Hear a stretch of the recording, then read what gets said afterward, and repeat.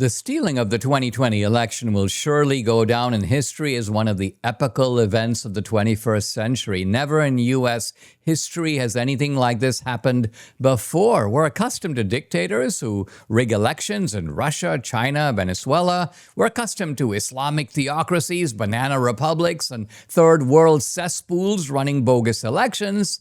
But we're not accustomed to elections being stolen at the highest level, the level of the presidency in the birthplace of modern democracy, the United States of America. Yet, it happened. That's what I believe. That's what a majority of Republicans believe. And recently, the acting Attorney General, Todd Blanche, confirmed that there was substantial fraud in the 2020 election. He said it would soon be revealed.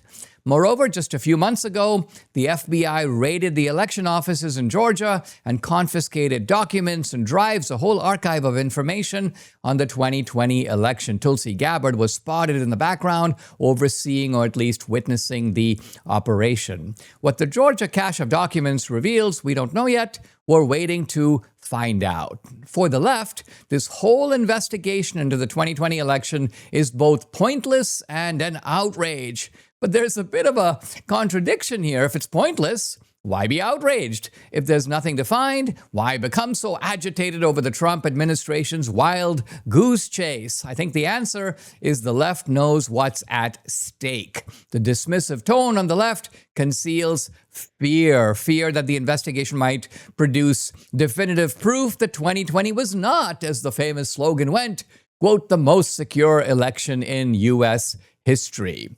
The left is deeply committed to the narrative that the stolen election is a myth. The left and the Democrats are desperately eager to protect their storyline that Trump's claims of election fraud are, quote, baseless and, quote, unsubstantiated. They know what's at stake if they're proven wrong, and Trump is vindicated. If the election was indeed stolen, then Trump, not Biden, should have been president. If it was stolen, the January 6th protesters were not insurrectionists trying to overthrow a legitimate government, but rather true constitutionalists who were seeking to ensure that the duly elected man was sworn into the highest office in the land. If 2020 was stolen, then the entire regime of censorship, stigmatization, ostracism, the second impeachment of Trump himself, the prosecution of Trump attorneys, the attempted prosecution of Trump electors, the multiple prosecutions of Trump himself are all bogus and fraudulent. For the left and the Democrats to admit 2020 was stolen is to admit that the left and the Democrats are themselves the malefactors. They're the ones that stole it. And they're the ones who manufactured a false narrative to consolidate their theft and to go after the people who objected to it, who in fact won the election and who were deprived of the right of office conferred by an electoral majority of the American people. What greater crime can be imagined than the stealing of America itself, the stealing of the right to rule this country for an entire presidential term, which also turned out to be one of the most repressive and cruel and disastrous terms in presidential history. Now, Trump, of course, knows the 2020 election was stolen. He believes that perhaps more than he believes anything else. And I say this as someone who has discussed the topic with him personally. That's why the case that Jack Smith brought against Trump was so absurd. The premise of that case was that Trump privately knew the election was not stolen, but he publicly insisted it was, merely to stir up his supporters and incite them to unlawfully enter the Capitol. The whole prosecution was based on a false premise, and Jack Smith knew it. Even so, it is now, and only now, a full year and a half into Trump's term, that we're hearing about investigations into 2020 election fraud. Why is that? Why the delay? Seemingly, there were two camps in the Trump administration. One held Trump should not look in the rearview mirror. Maybe 2020 was stolen, but what's done is done. We have a lot of work to do going forward. What can be gained by churning spilt milk? It is what it is. Let it be. Move on. I'm guessing Pam Bondi was in this camp. That's why, as Attorney General, she did pretty much nothing to expose election fraud. Only when Bondi left did the mood change. I'm not even sure Todd Blanche had a different view than Bondi. Maybe it's the case that when Blanche saw that Bondi got the boot, he came to the quick realization, hey, Trump is really serious about election fraud. I better start looking into it. Now, Trump, in my view, is absolutely right to stick with this and not to let it go. It's vital to expose the full extent of election fraud in 2020. Let's figure out how much there was. Let's figure out the various ways it was done. Let's figure out whether the magnitude was sufficient to change the result of the 2020 presidential election. This is important, not merely to capsize the left's whole narrative, but also to make sure the fraud doesn't happen again. Looking back, as it turns out, is the best way to protect our elections for the future.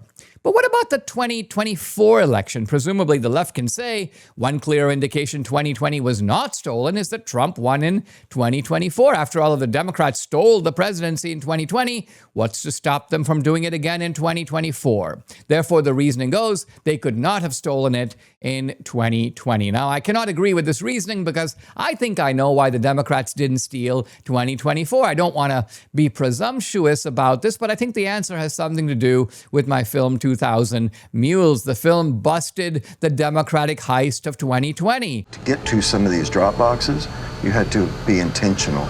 You had to get off the highway, you had to go on surface streets, you had to turn in somewhere in order to get to those drop boxes. And the circles, I take it, reflect the nonprofit centers. Are that the places where the ballots originate? The stash houses, where the ballots are collected and handed to the mules to take to the drop boxes. Now let's move over to Arizona. How many mules in Arizona? A little over 200.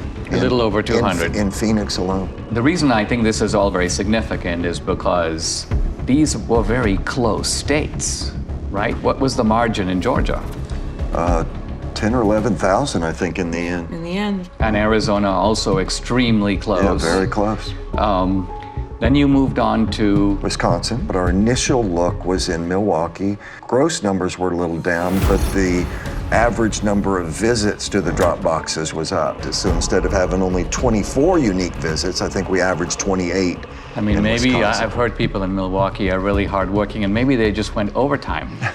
And then let's go to Michigan. We have more than 500 mules that we've identified in Michigan. Again, the number of boxes is lower. Now, where in Michigan? Detroit mainly, but we have people in Detroit that went to more than 100 drop boxes. I mean, this is stunning because it's like, I cannot think of a rational, kind of innocent reason for someone to do that. It just doesn't exist. No. So any reasonable person would say, you're onto something big here. We should take a closer look. Unfortunately, there was no follow-up investigation to confirm the evidence in the film and prosecute the evildoers. Even so, by showing how the fraud was carried out, 2000 Mules made it much more difficult to do it again. Imagine if mules had showed up in the middle of the night in 2024 carrying backpacks with ballots. Conservatives and patriots who saw 2000 Mules would be looking for that. The mules would have been seen and recorded, and it would instantly be all over social media. We wouldn't even need geo-tracking after the fact. They would be busted in the act. In this way, I believe 2000 Mules helped to save the 2024 election. Now, I know there are people, mostly on the left, but even some groyper types on the right, who will say, come on, Dinesh, you know as well as I do that 2000 Mules has been discredited. You yourself admitted the claims in that film were false. This is what you get for getting your information from NPR or Mediaite or the Nick Fuentes podcast. I have never repudiated the claims in the film. I've never changed my mind about the fact that the 2020 election was stolen. Basically, the film used two independent lines of evidence: cell phone geo-tracking and video surveillance obtained directly from the states themselves. Now, we had been told that these two separate modes of evidence had been correlated to each other. In other words, the people shown in the videos had all been geo-tracked, and this, as it turns out, was not the case. So I apologized for the film making this particular claim. But the geo-tracking evidence, by far the most important evidence in the film, alone shows that mules went to 10 drop boxes or more during the election cycle. Now, is there a good reason to do this?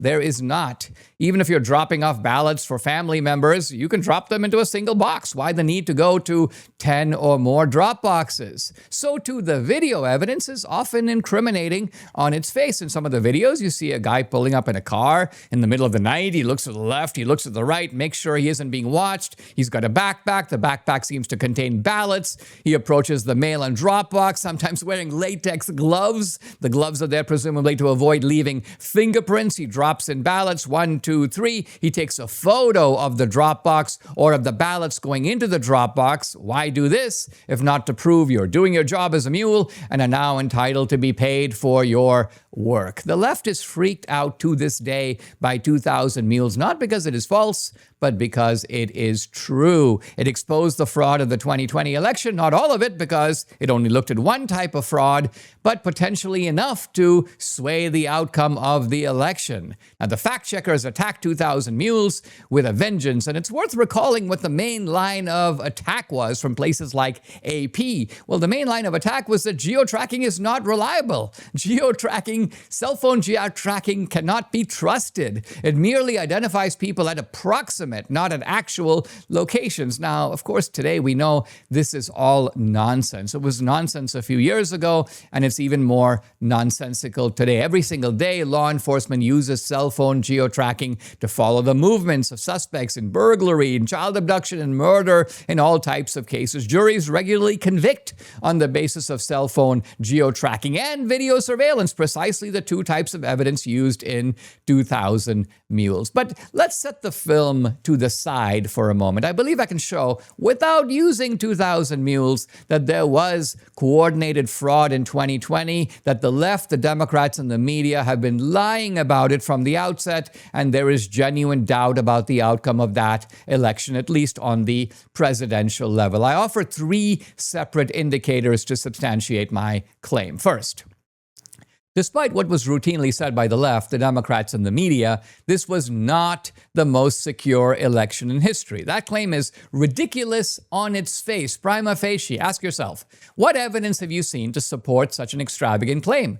Not that 2020 was reasonably secure, but it was the most secure election, more secure than any prior election. Has anyone ever produced a study showing that the volume of fraud in 2020 was less than in 2016 or 2012? 2008, or all the other elections going back to the founding? I've never seen such a study. Why? Because none exists. Indeed, a demonstration of this sort has never even been attempted. So the whole claim that 2020 was the most secure election is dogmatic, unsupported by any evidence whatsoever. It's a claim that relies on sheer repetition to sucker people into swallowing it. In fact, the idea that this was the most secure election is not even likely. Why? Because COVID resulted in a dramatic change in the way elections are conducted in this country. For the first time, we had a proliferation of mail-in drop boxes, absentee voting, which was relatively rare and anomalous in previous elections, now became the norm. Votes were sometimes counted even after Election Day. Combine these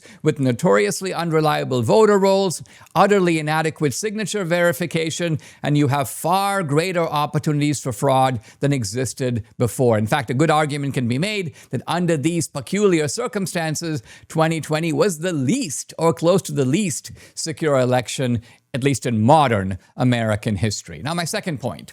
We can all remember, who can forget, what happened on election night 2020. Trump was decisively leading in the key swing states, and then, incredibly, the count was stopped in all the 5 key battleground states. This was done simultaneously, as if someone gave the order. But who gave the order? To this day, we don't know. Here's where it gets really bizarre. At Fulton County, most populous county, it is Atlanta, they just stopped counting. Nevada, meanwhile, has stopped counting votes. They've all stopped counting for the night? That alone is highly suspicious. And when counting was resumed the next day, Trump's lead disappeared. Somehow the right number of votes turned up to reverse the outcome and place Biden into the lead and into the Oval Office. Now, no reasonable person can be comfortable with the election result without knowing what happened here. And if we're honest, we have to admit we don't know. I don't know, and you don't either. No one knows except the people who made it happen. This requires careful investigation to answer a key question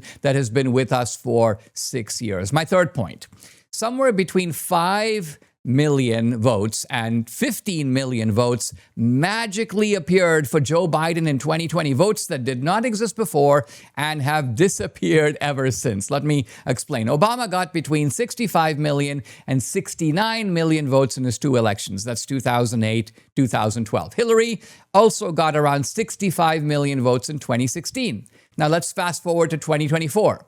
Obviously, the electorate has grown somewhat. Kamala Harris gets around 75 million votes. So the Democratic vote from 2008 to 2024 is between 65 and 75 million votes. Even so, Joe Biden got 81 million votes in 2020. He got 10 to 15 million more than Obama. He got 15 million more than Hillary. He even got 6 million more than Kamala, even though the electorate was bigger in 2024 than in 2020.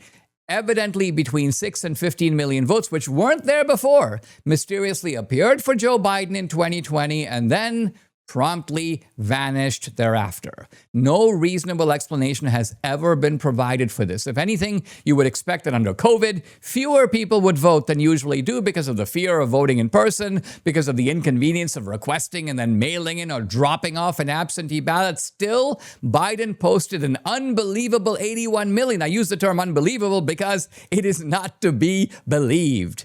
Do these 3 points by themselves prove that 2020 was stolen? No, but taken together, they strongly suggested. They indicate that there was not merely substantial fraud, but coordinated fraud. And who are the ones who likely did the fraud? Well, it's almost certainly the guys who ended up in the White House. The Democrats stood to benefit from the fraud. They did benefit from it, and therefore they are the primary suspects for who did it. And now is the time to prove this case beyond a reasonable doubt. That's my hope for Kash Patel and the FBI, and also for Todd Blanche and the DOJ. The implications are staggering. But one thing we should not expect, and that is for the people who stole the 2020 election to acknowledge wrongdoing. That is simply not in their character. Thieves in general rarely admit their crimes. Even when they're caught red-handed, they usually offer rationalizations for what they did and why they did it.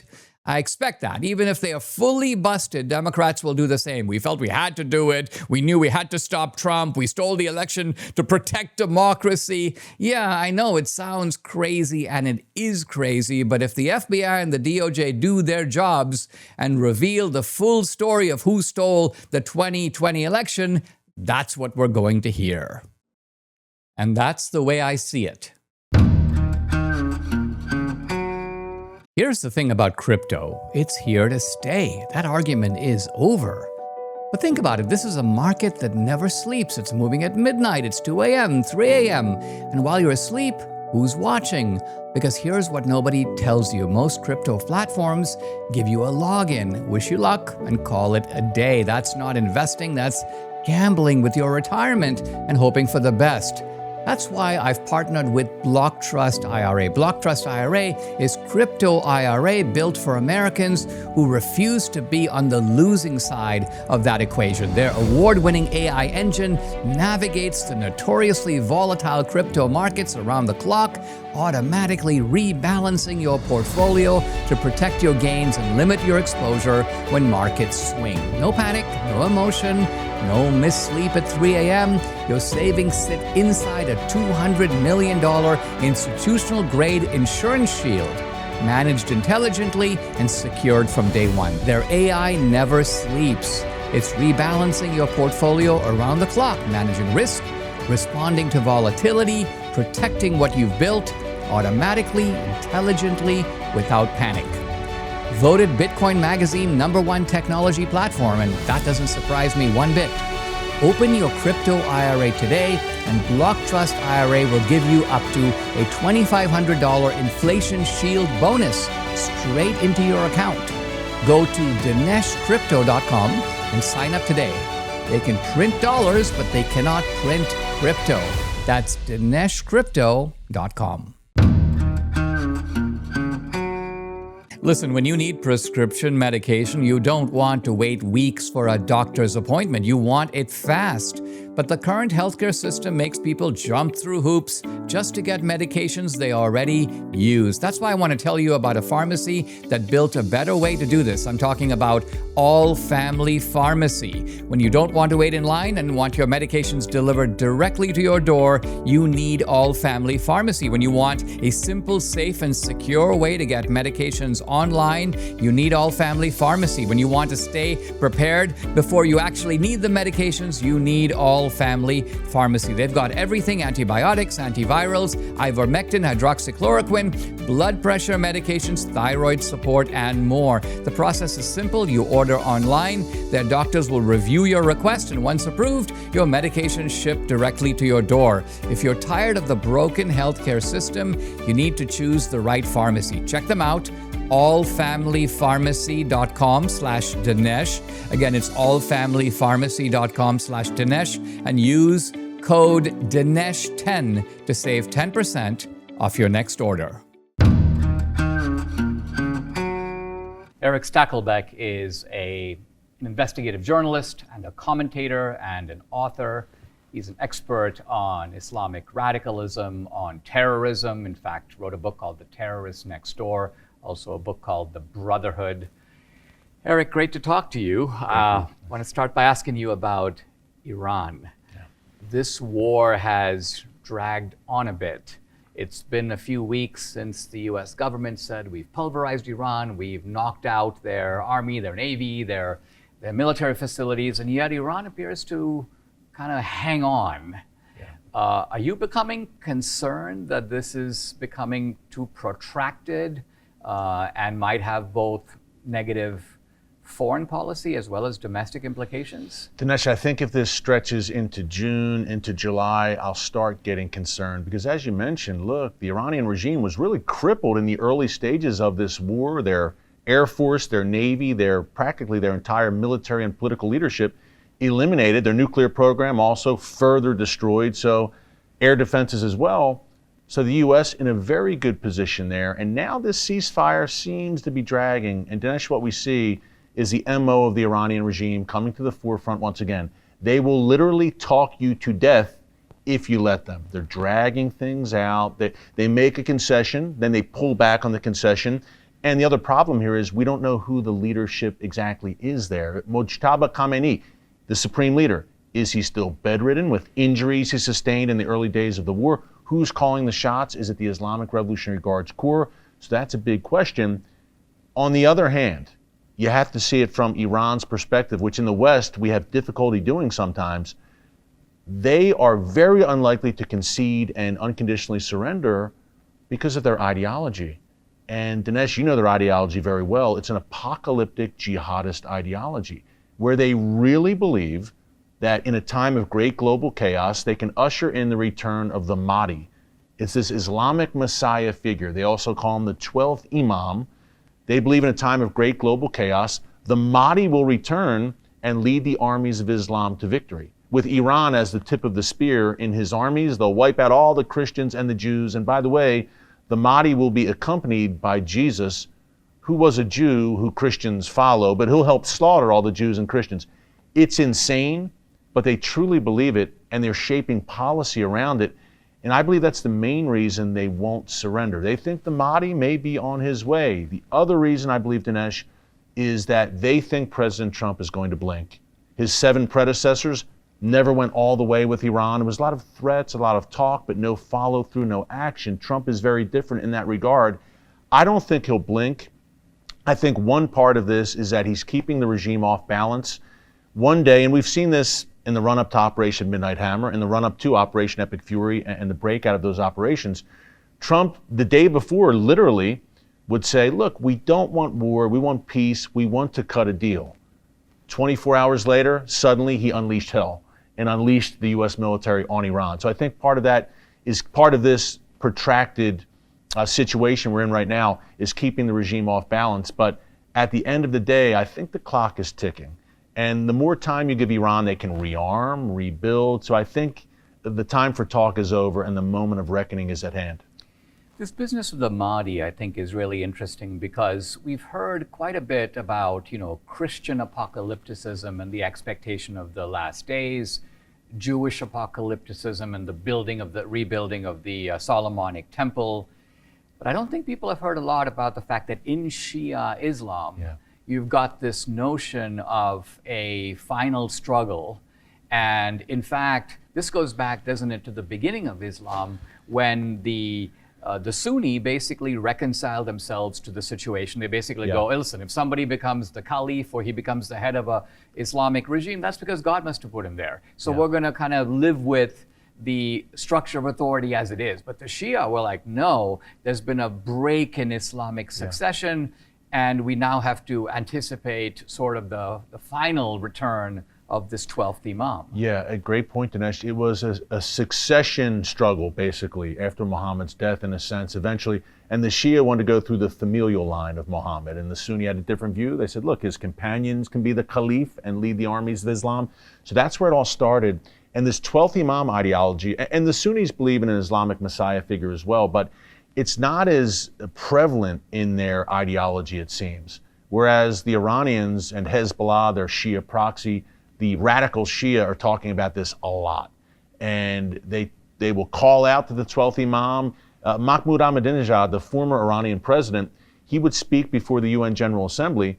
Before he spoke, he would offer a prayer to the 12th Imam before all the assembled world leaders. That's how seriously they take this. I mean, if you compare Iran to the other Muslim countries in the region, there's a very striking difference, right? There's an element of Islamic theocracy in a number of Muslim countries. You have an element of autocracy, obviously across the whole region, but in no other Muslim country are actual clergy running the country. I mean, if you take the strict definition of theocracy, you have Muslim clerics running Iran, and that's not true in Saudi Arabia. It's not true in any other Muslim country. Do you think Iran, for this reason, has a kind of special status? Is it especially threatening among the kind of broad swath of Islam? I do, and I think 1979, Dinesh, really changed everything in two regards. Number one, of course, that was the year of the Islamic Revolution in Iran, but number two, the Soviet invasion of Afghanistan and the counter-jihad started there. The Taliban eventually formed, Al-Qaeda formed, the Mujahideen fighting against the Soviets. But Iran, that is a great point in that their military operations had this theological veneer from the supreme leader. It's top down. The supreme leader is directing traffic when it comes to terror operations, military operations.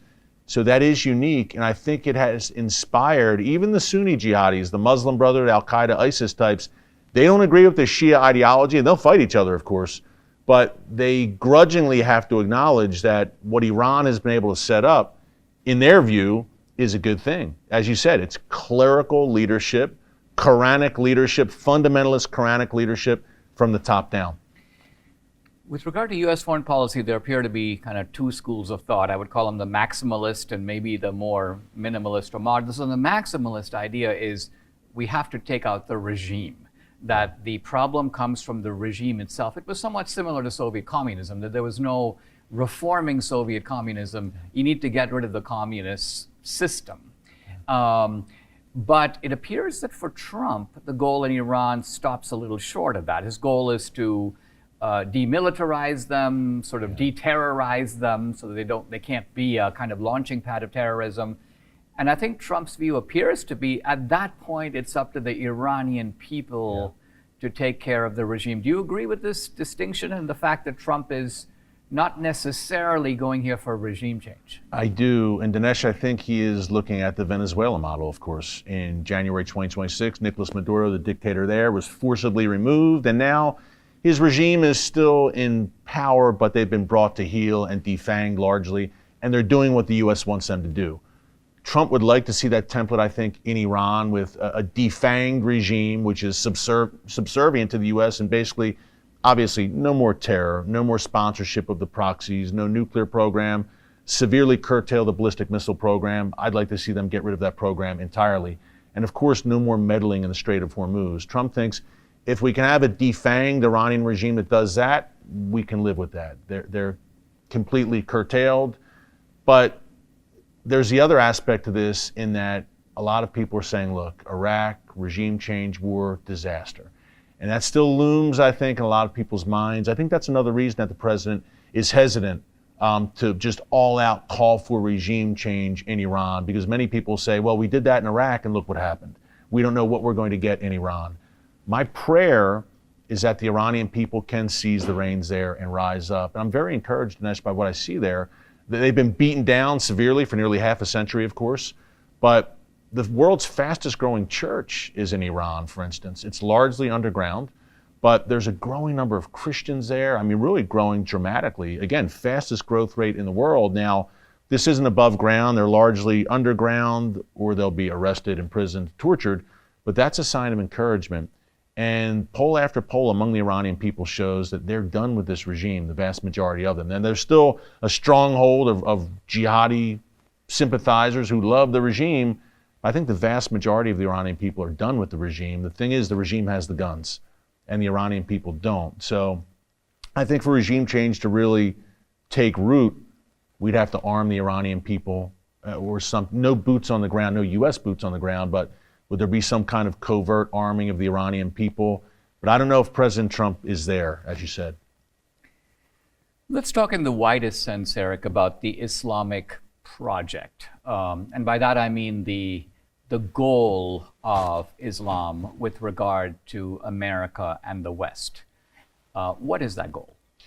Domination, not assimilation. It's ultimately domination, Dinesh. Look, Islamists, their view is that the entire world should be brought under Islam. Sharia law for one and all, whether we like it or not. So that's a really simple answer.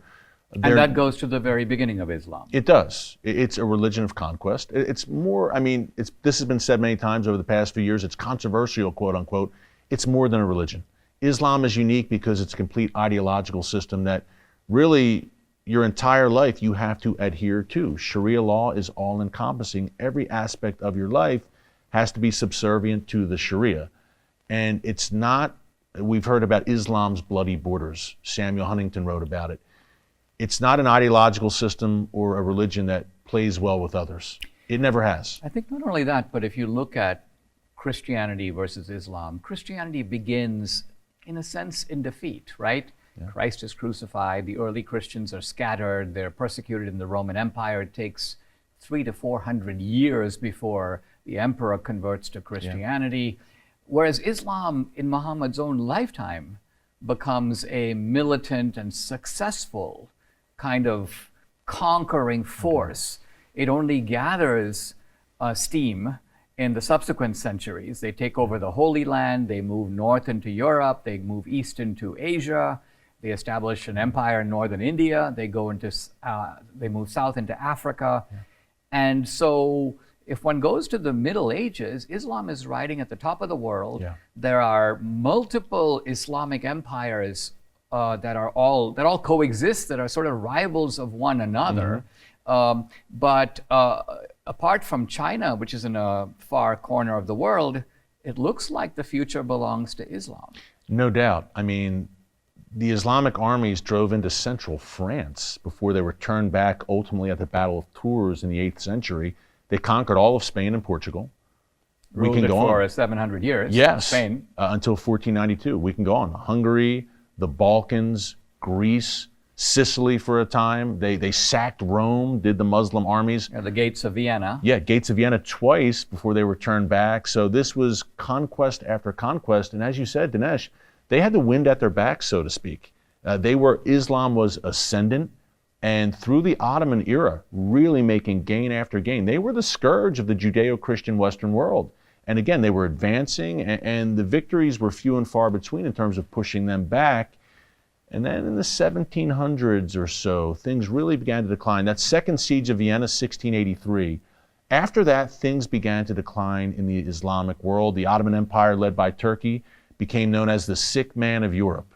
And the decline continued and continued until 1924, when the last caliphate, that Islamic superstate, which was overseen by the Ottoman Empire at that time, it was disbanded.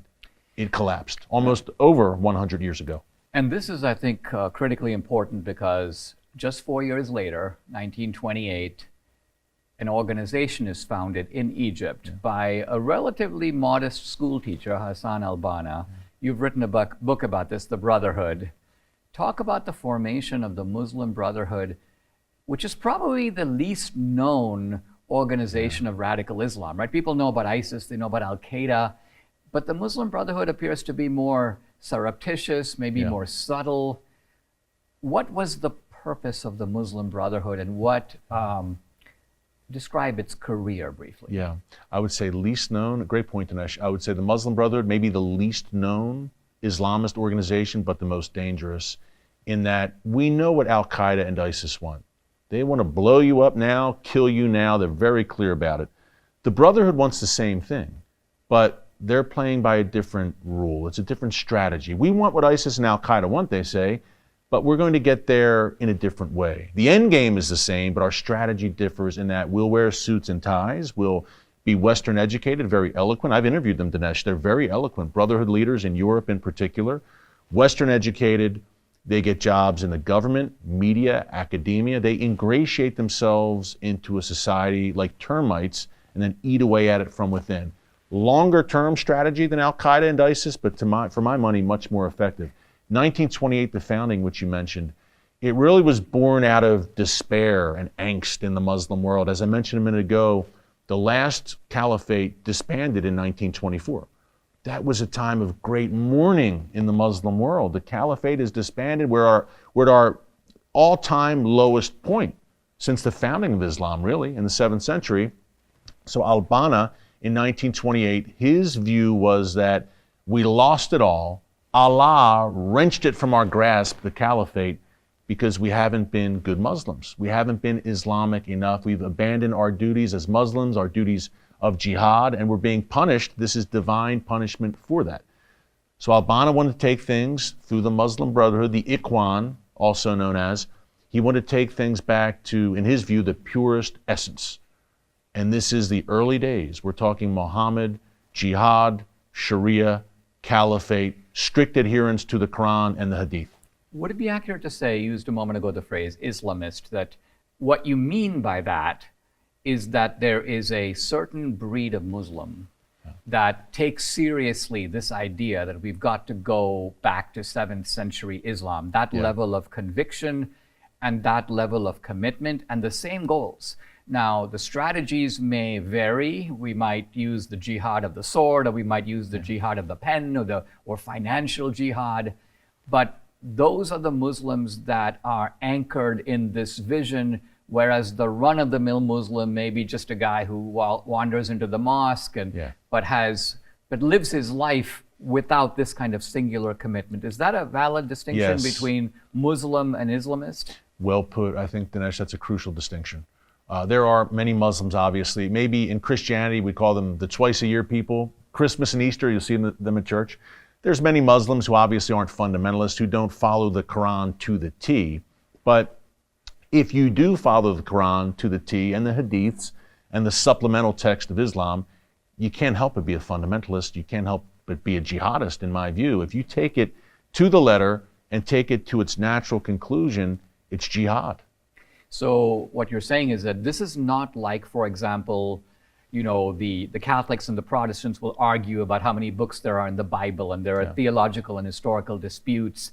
And quite honestly, when you look at the text and you look at the history, you can see arguments for why it may go either way. I think what you're saying is that Islamism is Islam, and that the difference is not that there are many types of Islam. There's only one type of Islam, but the Islamists are the ones who take it the most seriously, and the others are the ones who are maybe more lukewarm about it. Yeah, I would say moderate Muslims, and there are moderate Muslims out there for sure, millions of them, but they don't follow the Quran to the letter. That's the crucial distinction. If you follow it to the letter, you're not going to be moderate. And the ordinary Muslim maybe also knows that the Islamist is in some ways what he ought to be. Yes. In other words, the ordinary Muslim has to defer moral authority to the Islamist, because the Islamist is actually living the life and walking the walk and carrying out the instructions of Islam. Yes, the true Islamists are witnesses for Islam. As you said, they're walking the walk. This is why, Dinesh, I think you don't see, say, a million Muslim march against terrorism in Washington, D.C., with droves of moderate Muslims who are against jihad coming out and marching. One reason is intimidation, because they fear the Islamists. But another reason may very well be that they know that the Islamists are really living Islam out to its fullest extent, and maybe they're not. want to talk about Islam in America. You wrote a book some years ago now, The Terrorist Next Door. And I think what you were getting at is that after 9/11, we could be seeing an infiltration of America by terrorist elements and terrorist elements motivated by Islamic ideology. How serious do you think, 25 years or so after 9/11, how serious is the terrorist threat today? Severe. I would think increasing because of the numbers. And Dinesh, if you look at the numbers, you mentioned 9/11. The Muslim population in the United States since 9/11 has more than doubled. And the number of mosques as well has more than doubled. I think there's 3,000, upwards of 3,000 mosques in the United States right now. It was less than 1,500 in 2001 when 9/11 occurred. This is madness to me, and it's a form of cultural suicide for America, in that you would think after 9/11, the worst Islamic terror attack in American history, obviously, we would curtail Islamic immigration and mosque building and say, hey, we have a big problem here. Instead, we went all in on so-called empathy and saying, we want to understand you better. We were the wrong party here, so to speak, and maybe we kind of deserve this, and we want diversity, and we want tolerance, and we want to better understand Islam, so come on in. We're going to open the floodgates, come on in, and if you live among us, maybe we'll get along better and we'll understand each other better. It's a disaster. And I think as the numbers grow, Europe is really the cautionary tale. It's far down that road is Europe, the UK in particular, France. The Muslim population has exploded, both illegally and legal migration, aided and abetted by woke globalist governments in Europe who've allowed this. And now what you have is my concern for America. Once the numbers get to a certain point, they build these enclaves. And Dinesh, I've been in these enclaves throughout Europe. These are self-segregating Islamic enclaves. It usually all starts with the mosque. And I like to say about the mosque, if you build it, they will come. And many times it's a mega mosque. It's a very large mosque. It'll be in a residential area, maybe where there's not a lot of Muslims. And people in the residential area will say, what's going on here? There's not even any Muslims living in this neighborhood. Why are they building a mega mosque smack dab in the middle of our street in this residential neighborhood? Well, there's a strategic reason for that, because people start to feel uncomfortable. The non-Muslims move out. Muslims move in. All of a sudden, the storefronts are in Arabic, an Islamic school, a madrasa is built. And then down the line in Europe, that has happened, and they become almost no-go zones, even for police. And the thing that people don't see, I think, is that, you know, if you have a big church, people think, oh, well, that's where people go for Mass or they go for Easter. Yeah. And they don't realize that the mosque is that, but it's also City Hall. Yeah. It's also a place of adjudication of disputes. It's also a place for financial transactions. In other words, the mosque embodies the comprehensive nature of Islam, which isn't just theological, but juridical. It covers, as you said, the whole scope of life. Yeah, I think of Recep Tayyip Erdogan, Dinesh, who is the Muslim Brotherhood-aligned president of Turkey. And he said the mosques, essentially, the minarets, there are bayonets. These are places that we can use to organize, not just organize community and have a potluck dinner, but to organize for jihad. And the Muslim Brotherhood, their American satellites, in documents that have been uncovered. One was called the Explanatory Memorandum. This was discovered in Virginia, of all places, in the shadow of DC. Another called the Project, which was uncovered in Europe.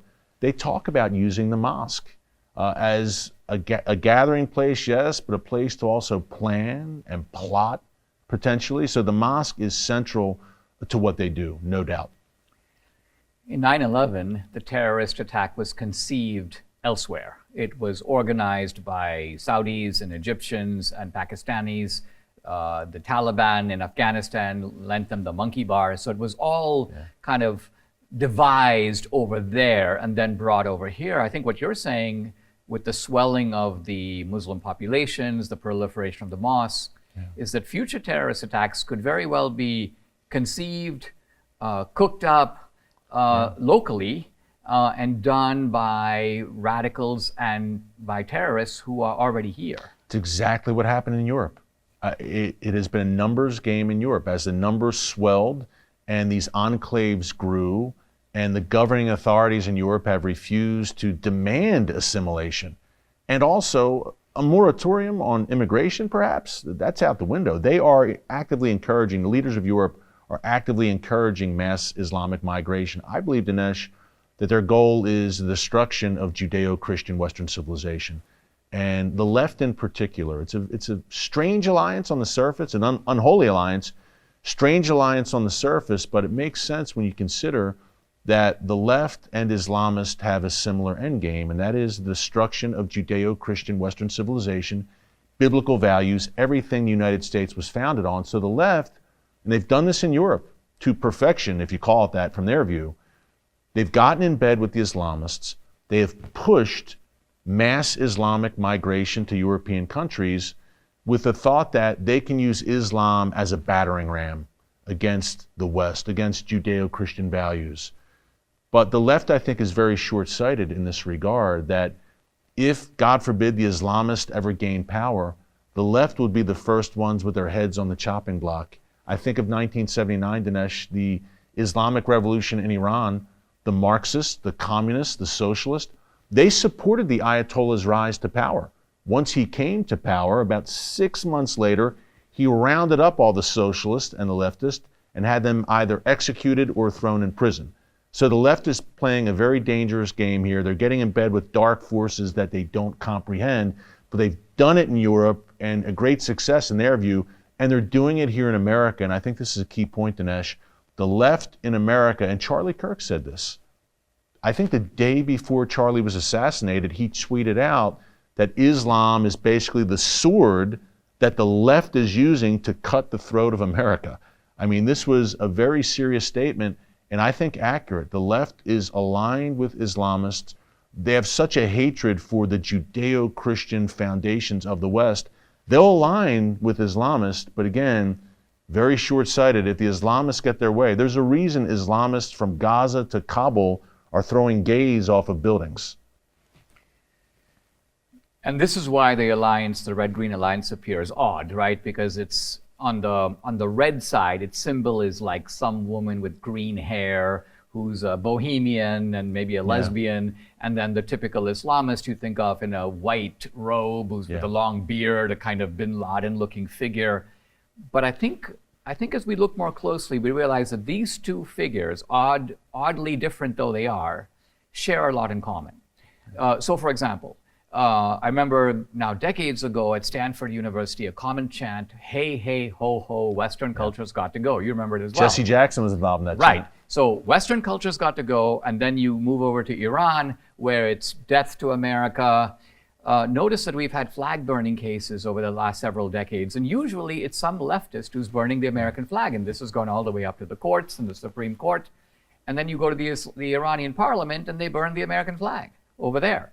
So there is a great commonality of sentiment and of hatred toward Christianity, toward traditional America. And in some ways, isn't it fair to say that both the left and the radical Muslims want to bring about what Obama called the remaking of America? They may want to remake it in different ways, but they both want to remake it from what it is, and they want to unmake the America that's here now. No doubt. Dinesh, I think Obama used the term, the fundamental transformation of America. Now, the left wants to transform it, I guess, into a socialist utopia in their view. The Islamists want Sharia, but make no mistake about it, they don't want what we have now, a functioning capitalist democracy that is proud about having Judeo-Christian foundations. They abhor that. It's everything they stand against. So that is the end game. And in my view, really, I mentioned Europe, Dinesh, and what's happening there, and the rapid Islamization there. The hour is late in Western Europe. But the United States, and I think a key point here, under President Trump, is the last line of defense for Judeo-Christian Western civilization. We are really right now, and again, nothing's guaranteed beyond 2028, by the way, after Trump leaves office. But right now, Donald Trump is a firewall. You look at Europe, Canada, Australia, they are hell-bent on committing cultural suicide. They don't have the will or the stomach to defend their civilization. I think Exhibit A for that is the Iran war, in that the United States and Israel were the only two nations to answer the call against an existential threat. Dinesh, the Iranian regime has ballistic missiles that can reach London, Paris, Berlin. And yet Europe said, this is not our fight, it's not our war. No will, no desire to save their civilization. They won't take on the world's #1 state sponsor of Islamic terrorism, Iran. And at the same time, they'll let waves of Islamists and jihadists into their countries and not require them to assimilate. Not only that, allow them to go on welfare benefits and have 10 kids. So I see a Europe that may be beyond saving anything. There's always hope. But Europe is so far down that line, and it's post-Christian Europe, Dinesh. That's a key point. What are they fighting for?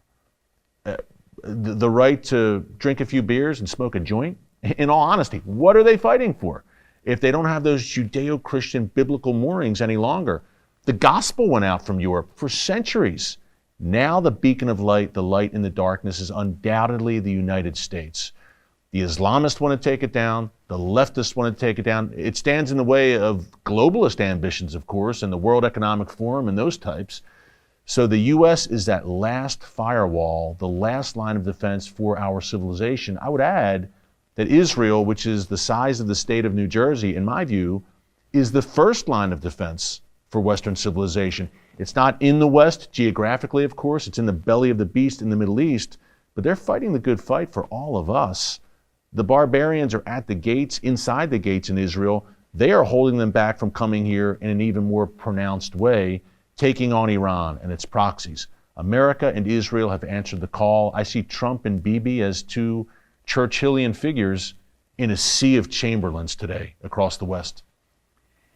In America, if one were to map out the progress of this Islamic project as we've talked about it, I see Mamdani in New York, highly significant because, first of all, it's the financial capital. Second of all, it's the city that experienced 9/11.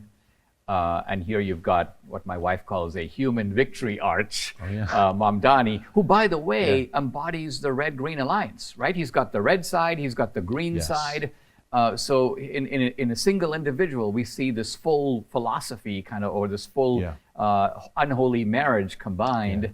Then we move to Detroit and Dearborn, Michigan, where there appears to have been, at least in Dearborn, a complete Islamic takeover, almost a foreboding look at what America might look like down the road.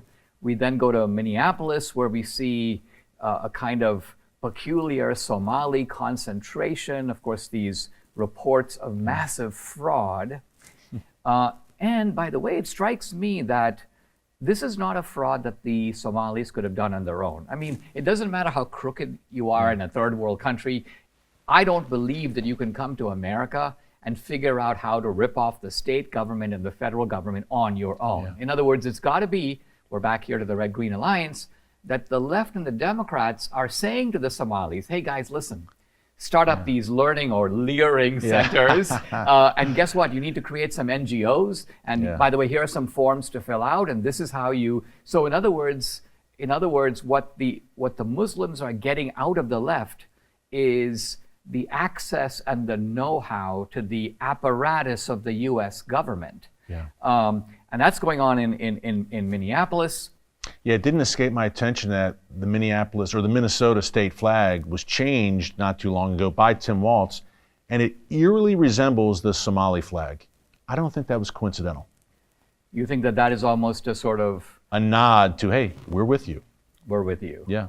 What about the red states? There's been reports of places like Utah, Texas, places that the Trumpian spirit is still alive and well, you'd have to say. And yet we've seen considerable Islamic infiltration of the red states. Why is that? Strategic. I think as Texas goes in particular, Dinesh, so goes the nation. Texas is the reddest of the red. When you think of the United States, Texas is really the embodiment of that American spirit, that pioneer spirit. Of course, it's a hub for Christianity, Christian culture, many, many influential churches here and pastors and Christian figures and influencers. So it makes a lot of sense for them in that regard. If you can take down Texas, it could be like dominoes, a ripple effect across the rest of the country. They've got the blue states in their view. And by the way, we're talking about that red-green alliance, and Mamdani, as you rightly said, he's an Islamo-communist. I think he personifies that alliance. But it's interesting as well in that the Islamists, especially the Brotherhood types, and the left, they both have similar strategies in that it's incremental. It's slowly eating away at a society from within and eroding that society. It's not an overnight thing. We mentioned earlier Al-Qaeda, ISIS, or even the Bolsheviks, where it was this conquest, a violent, bloody conquest relatively quickly. They're playing the long game. The left, Islamists, the left likes to say, we'll get your children. They'll say to people who oppose them. And now you could say the 60s radicals are in charge in many of our universities, and maybe they won out in that regard, I'm sad to say.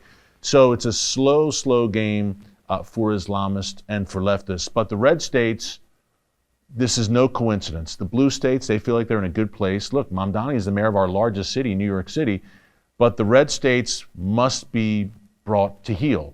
It's a long-term project, and it's a numbers game. The Muslim population in Texas is growing and growing by leaps and bounds. Again, it's kind of a settlement jihad.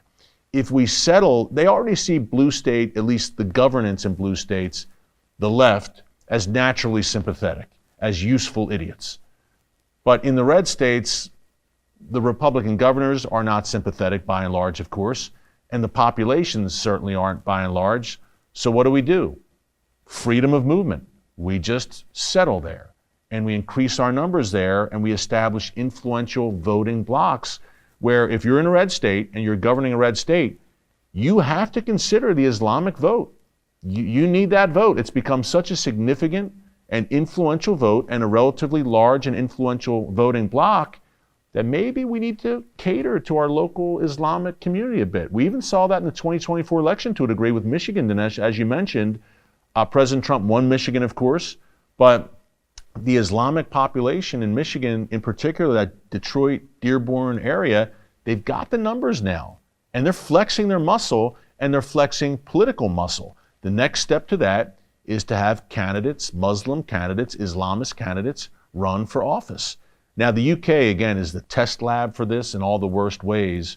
We see Islamists who many times are members of the Green Party, which is the left of the left, far left in the UK, but Islamists, I mean hardcore Islamists, will run on the Green Party ticket alongside homosexuals, and maybe they'll win office. A place like Birmingham, the second largest city in the UK, now has a Muslim mayor. There's a number of Muslim mayors throughout the UK now. Once you get the numbers, then you become a power in terms of political influence. That's the goal in America, in particular in red states. Hey, they're not with us ideologically in the red states, but once we get the numbers, they can't deny us. You've identified the problem, which is that if someone is a candidate for office and you've got 15, 20, 30% of Muslim constituents, you're going to have to accommodate, bend, appeal to them. Yeah. I want to identify a different problem, which I'll illustrate with a hypothetical. And the hypothetical is picked to be pretty close to the reality. And that is that an Islamic group in Texas, let's say, says, we want to buy 1,000 acres of land. Yeah. We want to create the largest mosque in America or North America. We want to have an Islamic school, a madrasa. We are going to have that school for Muslim boys. Our goal is to instruct them in the Quran, in jihad, in Sharia. Guess what? You conservatives are all about conserving. And conserving what? You're about conserving the Constitution and the Bill of Rights. So you can't oppose us because we're buying the money with private land, with private money. We're buying the land with private money. We're buying the land with private money. Number two, it's private education. You even have a voucher program in Texas, and you should be opening that up to us. Number three, you believe in religious freedom. So if we are instructing these boys in Muslim values, you can't possibly find anything wrong with that. In other words, what I'm saying is that they are traveling on the passport of our liberties. Yes. But seemingly to an ultimate destination that would mean the subversion of those liberties. Yes. So this creates a paradox. How do we as conservatives what is our language for resisting them and saying no? Very well put, Dinesh, how you just laid it out. And I think we need to be uncompromising in that regard. This is peak Muslim Brotherhood strategy, by the way, using our own laws and freedoms against us. And they talk about this in their documents, which intelligence services in the US and Europe have uncovered. The Brotherhood says, look, America, land of the free, let's use it against them. Let's use their system against them unwittingly in their regard. In the infidels' regard, we'll use it against them. Texas is a prime example of this, and fighting back against it in that regard as well. It's an example in that Governor Greg Abbott, to his credit, has designated the Muslim Brotherhood and the Council on American Islamic Relations, CARE for short. Abbott has designated them as terrorist organizations and criminal organizations. He's essentially banned the Brotherhood and CARE in Texas. Now, it's in the courts right now, and CARE, of course, is appealing to this. Ron DeSantis in Florida has done the same thing. And both Abbott and DeSantis have banned Sharia law in their states. Now, these are both red states. Could this, Dinesh, be a wave in red states where this catches fire? I would argue that Texas and Florida are the two most influential red states in America right now. Could other red states catch on, especially red states with growing Islamic populations, and say, hey, wait a minute, the zero tolerance policy here. Islam is unique. It poses a unique challenge. If you know history, and you and I talked about it earlier, this was century after century of conquest against the non-Muslim world. And one of the canards there that we hear a lot from Islamic apologists, and even this Tucker Carlson wing, I call them the whack pack. They used to be conservative. I don't know what they are now. They now praise Islam and socialism, but I digress.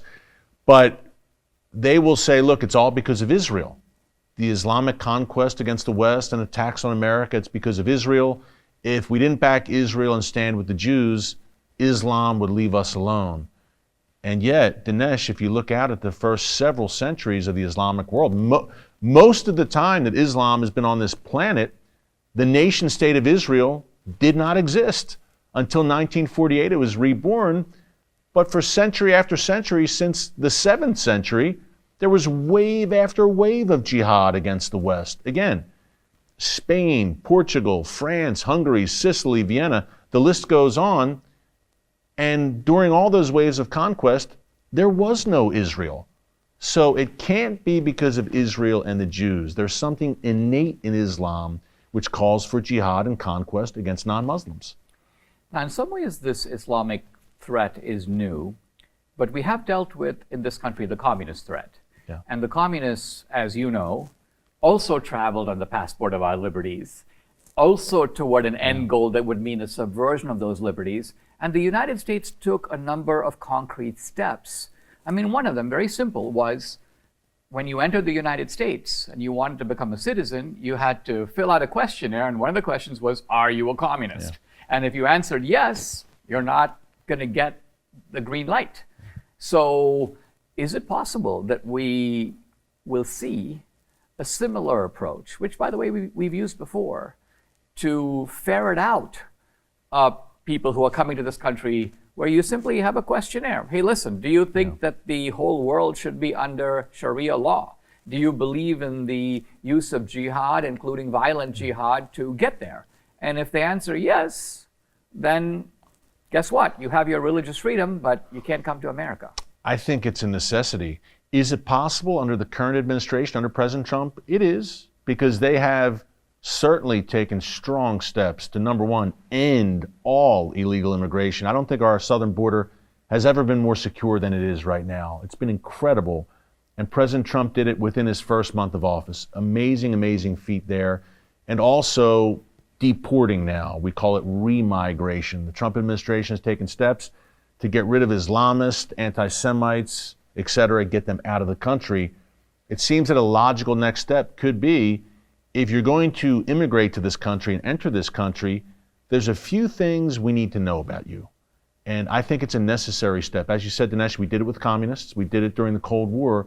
And I think now we're locked in a struggle against jihadists, Islamists, who want to come here and set up shop, and we can't allow it. I know the Trump administration gets this. they're spread thin in a sense. I mean, putting out fire after fire globally, of course, but there are people in the administration who get this, certainly. And certainly at the state level, Republican governors get it. I mentioned Greg Abbott in Texas, Ron DeSantis in Florida. They get it. So I think as the problem intensifies, and I pray it doesn't, but if it does in particular, I think you'll see more from the federal government in terms of, wait a minute, we need to get this under control. But again, nothing is guaranteed after 2028. God forbid a leftist government, a leftist commander-in-chief came into power. All bets are off. Let's close out in this way as I kind of survey this Islamic project and the West. The West is stronger, it's richer, militarily it's more powerful. But Islam does have one thing that you alluded to earlier. It has the force of its original revelation. Yeah. It hasn't lost that. Europe has certainly lost that. We've lost a good deal of that even in America. So here's a kind of a polymarket question for you, which is that given all the uncertainties and given this kind of imbalance of forces in which we've got a lot of the strong stuff, but they've got that inner fire that we cannot at some level help but admire, would you bet on them or would you bet on us? I would bet on us if the United States stays strong and sane. The United States is a firewall. If the U.S. goes hard left, 2028 or beyond, I am gravely concerned about the future of the West. Because Dinesh, as you said, the Islamic world has what I would almost call an irrational confidence. On the surface, look, their nations are poor and downtrodden, tyranny, no human rights, women's rights, religious freedom. They're a mess. And yet, they keep coming.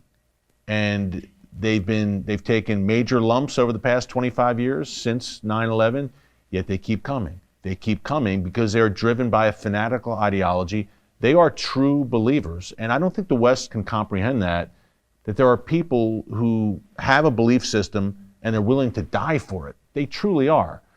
So unless they're decisively crushed, we're talking, for instance, the Iranian regime, Hamas, Hezbollah, the Al-Qaeda, ISIS, the Muslim Brotherhood types.